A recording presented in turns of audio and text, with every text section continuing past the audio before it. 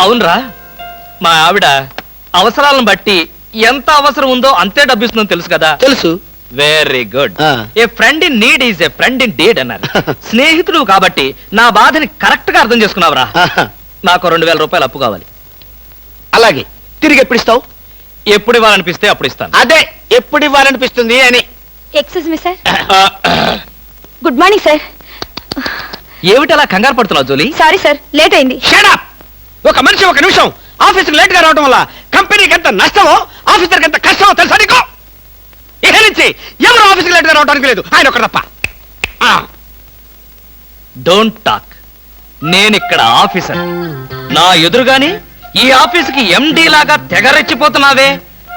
Pending files మధ్యన పెట్టి తగలబెట్టేస్తాను. మర్యాదగా బయటకెళ్ళు, పిలిచినప్పుడు రా. అది కాదు కృష్ణ.